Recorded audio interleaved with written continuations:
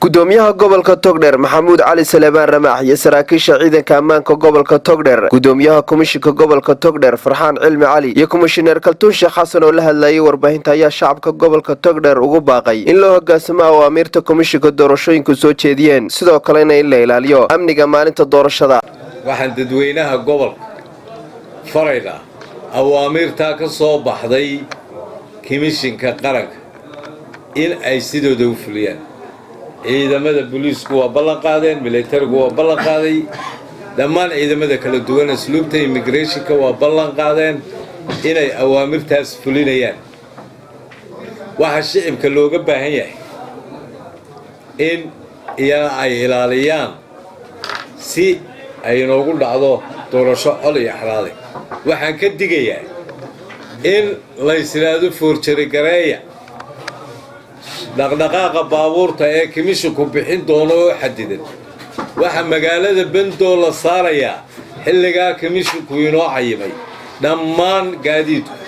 dadweynaha waxa uu sheegay maalinta waxa la galaya waxa way waa doorashada waa doorashadii madaxweynaha waa basiirkii qarankan iyo wadan lahayd waxa weeye qof walba waxa weeye waa inuu noqdaa qof caaqil ah oo ka fakera danta caamka ah ee aan ka fakerin xisbi uu taageero ama cid kale uu taageero waa waajib qaran in nin walba ninkuu jecel yahay u footeeyo waxa weeye taqooraynu doonayna waxa weeye inaanu shacabka gobolka Togdheer aanu ka codsanaynaa inay ciidamada booliiska sida ugu wanaagsan ula shaqeeyaan bulshadaasi koob iyo casho waxay muujiyeen wanaag fara badan bay muujiyeen booliiska si wacan bay ula shaqeeyeen aad bay noola shaqeeyeen iyaga oo waliba iyagu is abaabulaya oo doonaya inaanay rabshado ka dhicin gobolka magaca komishinka iyo gobolka Togdheer waxaan dadweynaha gobolka Togdheer aan faraynaa marka koobaad inay ilaaliyaan nabadgelyada mar labaadka inay si nidaamsan oo hufan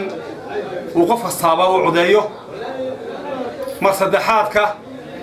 qof kastaaba kaarkiisa goobta loogu talagalay inuu ka codeeyo ee xagga dhabarka kaga taala magaceedu inuu iska xaadiriyo 7 subaxnimo ilaa 6 subaxnimo ee bisha 13 bisha 12 ee 2017 dadweynaha waxa laga rabaa inay u diyaar garoobaan safafka si habsan u yimaadaan iyagoo ku talagelaya 6 subaxnimo inuu qofku taagnaado ilaa iyo 6 galabnimo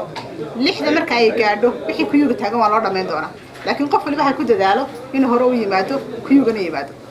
qof walba waxa laga rabaa inuu diyaarsado kaarkiisa cod bixinta